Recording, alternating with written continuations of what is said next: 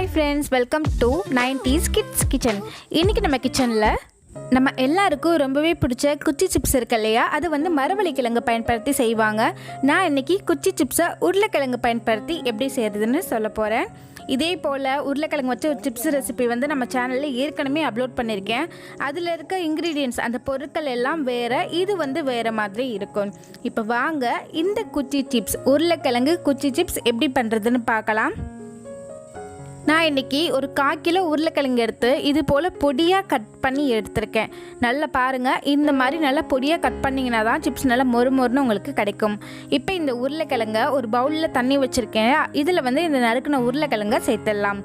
சேர்த்துட்டு இது ஒரு டைம் நல்லா வாஷ் பண்ணிவிட்டு அதுக்கப்புறம் தண்ணி எதுவும் இல்லாமல் நல்லா ட்ரையாக ஃபில்டர் பண்ணி எடுத்துடலாம்.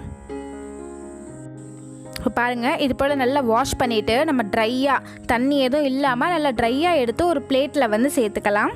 இப்போ இதே போல் எல்லா உருளைக்கிழங்குலையும் தண்ணி இல்லாமல் நல்லா வடிகட்டி தட்டில் எடுத்து வச்சுக்கலாம்.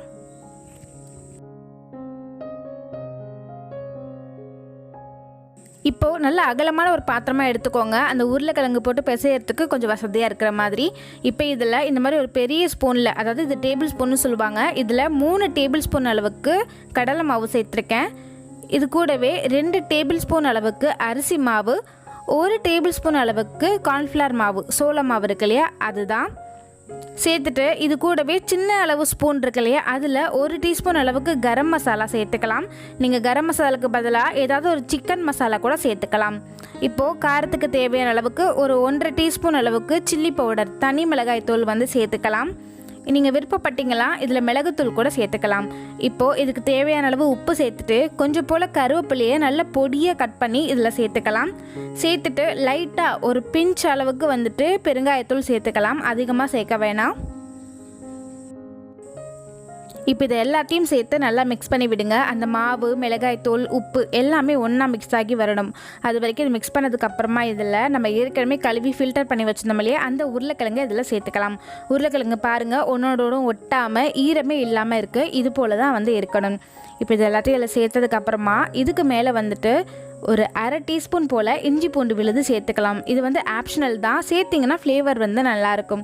சேர்த்துட்டு இது எல்லாத்தையும் நல்லா மிக்ஸ் பண்ணி விடுங்க. ரொம்ப அழுத்தம் கொடுத்துலாம் மிக்ஸ் பண்ணக்கூடாது, பட்டும் படாமல் மிக்ஸ் பண்ணுவாங்களே அது போல் வந்து மிக்ஸ் பண்ணிக்கோங்க. இதில் நம்ம மிக்ஸ் பண்ணும்போது தண்ணி எதுவும் சேர்க்க தேவையில்லை. கொஞ்சம் நேரம் ஆனதுமே தானாகவே அந்த உருளைக்கிழங்குல இருக்க ஈரம் எல்லாம் மாவில் நல்லா அப்சர்வ் ஆகும். ஸோ அதனால் தண்ணி எதுவும் இதில் சேர்க்க வேணாம். இது பாருங்கள், இது போல் உதிரி உதிரியாக தான் இருக்கணும். இப்போ எண்ணெயை நல்லா சூடுபடுத்திக்கோங்க. எண்ணெய் நல்லா சூடானதுக்கப்புறமா இதில் நம்ம ரெடி பண்ணி வச்ச உருளைக்கிழங்கு போட்டு பொரிச்சு எடுக்க வேண்டியது தான். நல்லா டீப் ஃப்ரை பண்ணிக்கோங்க. உருளைக்கிழங்கு வந்து இப்போ சேர்த்ததுமே அந்த எண்ணெய் இது போல் சலசலப்பாக இருக்கும்.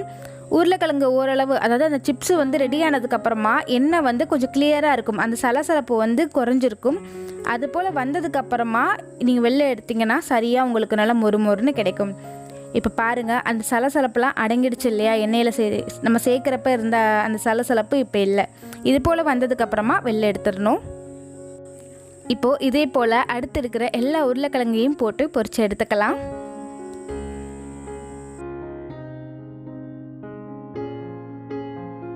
அவ்வளோதான், ரொம்பவே சூப்பரான உருளைக்கிழங்கு குச்சி சிப்ஸ் வந்து ரெடி ஆகிடுச்சு.